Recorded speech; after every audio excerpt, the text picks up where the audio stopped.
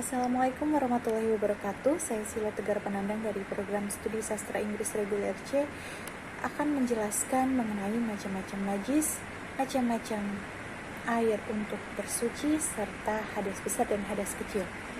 Dimulai dari najis. Najis terbagi menjadi 3. Yang pertama ialah najis mukhafafah atau najis ringan. Contoh dari najis ini ialah kencing bayi laki-laki yang usianya kurang dari 2 tahun. Adapun cara untuk menghilangkan najis ini ialah cukup memercikkan air di tempat yang terkena najis. Kemudian yang kedua ada najis mutawasitoh atau najis sedang. Contoh dari najis sedang ini ialah darah haid, kotoran manusia maupun kotoran hewan. Adapun najis mutawasitoh terbagi lagi menjadi 2, yaitu najis ainiyah, yaitu najis yang terlihat rupanya, rasanya dan tercium baunya, dan najis hukmiyah atau najis yang tidak tampak seperti bekas kencing maupun bekas air minuman keras. Cara membersihkan najis ini ialah cukup dicuci menggunakan air yang mengalir dan harus dipastikan benar-benar hilang bekasnya. Kemudian yang ketiga ialah najis mughaladoh atau najis berat. Contohnya ialah terkena atau tersentuh babi, terkena air liur anjing baik sengaja maupun tidak disengaja. Karena najis ini merupakan najis berat, maka cara membersihkan dari najis ini ialah membilas tempat yang terkena najis dengan air sebanyak 7 kali maupun menggunakan tanah agar najis tersebut benar-benar hilang. Selanjutnya ialah macam-macam air untuk taharoh. Macam-macam air untuk taharoh terbagi menjadi 4, yaitu yang pertama air mutlak atau air yang suci lagi menyucikan. Air mutlak ini dapat digunakan untuk menghilangkan hadas dan najis. Ada 7 macam air yang boleh digunakan untuk bersuci atau berwudu. Yang pertama adalah air hujan, yang kedua air laut, yang ketiga air sungai, yang keempat adalah air sumur, yang kelima adalah air dari sumber mata air, yang keenam adalah air es atau salju, yang ketujuh adalah air embun. Kemudian macam-macam air untuk taharoh. Yang kedua ialah air musyamas, yaitu air yang sudah terkena sinar matahari sampai panas. Air ini suci dan menyucikan, namun makruh untuk dipakai bersuci. Yang ketiga ada air mustakmal, yaitu air yang telah dipakai untuk bersuci. Air ini suci tapi tidak menyucikan, sehingga tidak boleh dipakai untuk bersuci. Kemudian yang keempat adalah air najis.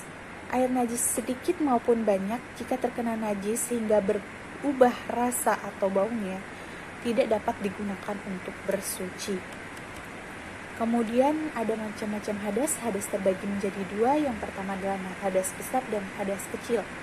Contoh dari hadas besar ialah haid, junub, nifas, dan keluar mani. Cara mensucikan hadas besar ialah dengan cara mandi junub dan dapat digantikan pula dengan bertayamum dengan syarat tidak ada air. Kemudian adapun contoh dari hadas kecil ialah bersentuhan antara kulit laki-laki dengan perempuan yang sudah baligh dan bukan muhrim, kemudian tidak sengaja dan menyentuh kemaluan dengan telapak tangan, kemudian tidur atau hilang akal seperti mabuk, gila, atau pingsan. Cara untuk mensucikan dari hadas kecil ini cukup dengan berwudu atau dengan bertayamum dengan syarat jika tidak ada air. Untuk penjelasan cara mandi junub, kemudian bertayamum maupun berwudu dapat kalian saksikan di video saya sebelumnya. Selanjutnya saya akan menjelaskan mengenai syarat, rukun, sunnah, dan hal-hal yang membatalkan sholat. Adapun syarat sholat terbagi menjadi 2, yaitu syarat wajib sholat dan syarat sah sholat. Syarat wajib sholat hanya ada 3, yaitu Islam, balik, dan berakal. Sedangkan syarat sah sholat yang pertama adalah suci dari hadas besar dan hadas kecil. Kemudian yang kedua menutup aurat. Yang ketiga suci dari najis baik pakaian, tempat maupun badan. Keempat menghadap kiblat. Kelima memasuki waktu sholat. Keenam, mengetahui fardunya sholat. Ketujuh, tidak boleh mengitikadkan fardunya menjadi sunnah. Dan yang kedelapan, menjauhi hal-hal yang membatalkan sholat. Adapun rukun sholat, yang pertama ialah niat. Yang kedua, berdiri jika mampu. Yang ketiga, takbiratul ihram. Keempat, membaca surat Al-Fatihah yang diawali dengan membaca Bismillahirrahmanirrahim. Yang kelima, ruku. Yang keenam, tumakninah dalam ruku. Yang ketujuh, i'tidal. Yang kedelapan, tumakninah dalam i'tidal. Yang kesembilan, sujud. Yang kesepuluh, tumakninah dalam sujud. Yang kesebelas, duduk di antara dua sujud. Yang ke-12, tumakninah ketika duduk di antara dua sujud. Yang ke-13, duduk terakhir. Ke-14, tasyahud dalam duduk terakhir. Ke-15, membaca sholawat dan salam pada Nabi Muhammad SAW. Yang ke-16, salam pertama. Ke-17, tertib. Dan ke-18, mu'alat. Adapun sunnah dalam sholat terbagi menjadi dua. Yang pertama adalah sunnah hayat. Sunnah hayat ialah amalan sunnah dalam sholat yang apabila terlupa tidak perlu dilakukan sujud sahwi. Sunnah hayat ada 15. Yang pertama, mengangkat kedua tangan ketika takbiratul ihram, ruku, dan i'tidal. Kedua, meletakkan tangan kanan di atas tangan kiri. Ketiga, membaca doa iftitah. Keempat, membaca isti'adzah. Kelima, mengeraskan bacaan ketika sholat jahar dan memelankan bacaan ketika sholat sir. Yang keenam, membaca amin. Yang ketujuh, membaca surat lain setelah membaca Al-Fatihah. Yang kedelapan, bertakbir ketika hendak ruku dan bangun dari ruku. Kesembilan, mengucapkan Sami'allahu liman hamidah. Yang ke-10, membaca tasbih dalam ruku dan sujud. Yang ke-11, meletakkan kedua tangan di atas kedua paha ketika duduk. Yang ke-12, menggenggam jari-jari tangan kanan, kecuali jari telunjuk dalam bertasyahud, dan mengembangkan jari-jari tangan kiri. Kemudian yang ke-13, duduk iftirash dalam semua duduk. Ke-14, duduk tawaruk pada saat duduk terakhir. Dan yang ke-15, melakukan salam kedua. Adapun sunnah yang kedua ialah sunnah abad. Sunnah abad ialah amalan sunnah dalam sholat yang jika terlupa harus melakukan sujud sahwi. Sunnah abad ada 7. Yang pertama, membaca tasyahud awal. Yang kedua, duduk dalam tasyahud awal. Yang ketiga, membaca sholawat pada Nabi dalam tasyahud awal. Yang keempat, membaca sholawat kepada keluarga Nabi dalam tasyahud akhir. Yang kelima, membaca doa kunut. Yang keenam, membaca sholawat kepada Nabi dan dalam doa kunut. Yang ketujuh, membaca sholawat kepada keluarga Nabi dalam doa kunut. Adapun hal-hal yang dapat membatalkan sholat antara lain adalah berbicara dengan sengaja, banyak bergerak, hadas, terkena najis, terbukanya aurat, berubahnya niat, kemudian membelakangi kiblat, makan, minum, tertawa, serta murtad. Selanjutnya saya akan menjelaskan mengenai syarat, rukun, hal-hal yang dapat membatalkan puasa, serta sunnah-sunnah ketika kita berpuasa. Yang pertama adalah syarat wajib puasa. Syarat wajib puasa yang pertama adalah berstatus muslim atau beragama Islam. Kemudian yang kedua adalah balik atau sudah mencapai pubertas. Kemudian yang ketiga adalah berakal sehat. Orang yang berpuasa harus memiliki akal sehat, sempurna, dan tidak gila.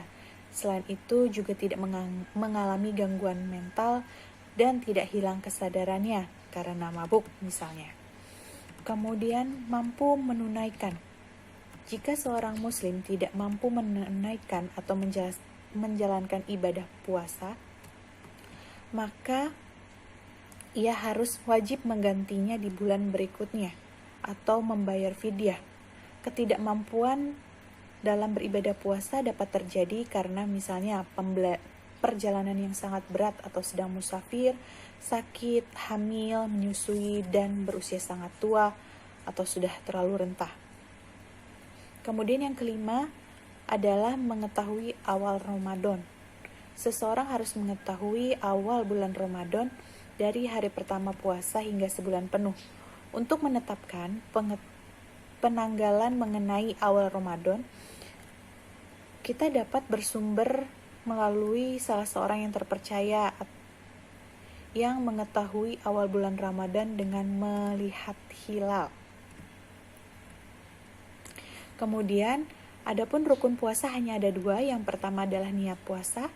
Niat puasa adalah penegasan status fardu dari ibadah puasa di bulan Ramadan yang dilakukan sebelum fajar atau sebelum kita memulai berpuasa. Kemudian rukun yang kedua ialah menahan diri dari hal-hal yang dapat membatalkan puasa. Adapun hal-hal yang dapat membatalkan puasa antara lain: pertama, masuknya barang atau benda ke rongga tubuh, muntah secara sengaja, melakukan senggama, keluar sperma atau bersentuhan dengan lawan jenis atau sama jenis, kemudian haid atau nifas, gila, serta murtad atau keluar dari Islam. Adapun sunah-sunah yang dianjurkan ketika kita berpuasa di bulan Ramadan ialah makan sahur, mengakhirkan sahur, Kemudian yang kedua adalah menyegarkan berbuka puasa. Nabi Muhammad memakan kurma ketika berbuka puasa. Jika tidak ada kurma, maka beliau hanya meminum air putih untuk melepaskan dahaga. Kemudian yang ketiga, membaca doa ketika berbuka puasa. Yang keempat adalah memperbanyak sedekah. Nabi Muhammad bersabda, siapa saja yang memberi makanan berbuka kepada seseorang yang berpuasa, maka dicatatnya baginya pahala seperti orang yang berpuasa di hari itu. Kemudian iktikaf. Iktikaf biasa dilakukan di masjid. Yang keenam ada khataman Al-Quran. Dan yang ketujuh adalah istiqomah. Menurut Ibnu Abbas, makna istiqomah dengan jiwa di mana seseorang senantiasa menjalankan ibadah serta ketaatan kepada Allah secara terus-menerus. Selanjutnya saya akan menjelaskan mengenai zakat, infak, dan sedekah. Zakat menurut bahasa berarti mensucikan diri, sedangkan menurut terminologi syariah, zakat berarti sebagian harta yang harus dikeluarkan atau diberikan kepada orang-orang tertentu. Zakat hukumnya fardu ain, yaitu wajib bagi setiap orang untuk melaksanakan perintah Allah. Zakat terbagi menjadi 2, yaitu zakat fitrah dan zakat mal. Zakat fitrah ialah zakat yang dikeluarkan setiap muslim pada bulan suci Ramadan yang besarannya berupa 2,5 kg atau 3,5 liter makanan pokok. Sedangkan zakat mal ialah zakat harta yang wajib dikeluarkan oleh seorang muslim dari rezeki yang telah diperolehnya, baik melalui profesi, usaha pertanian, perdagangan atau perniagaan, hasil laut, pertambangan, harta temuan, hasil ternak, emas maupun perak, yang besaran atau nisabnya telah ditentukan, yang telah ia miliki selama 1 tahun penuh.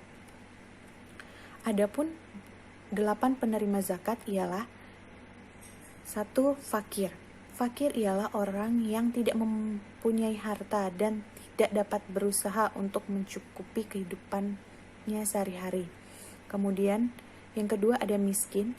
Miskin adalah orang yang berusaha namun usahanya tidak dapat mencukupi kehidupannya sehari-hari atau serba kekurangan.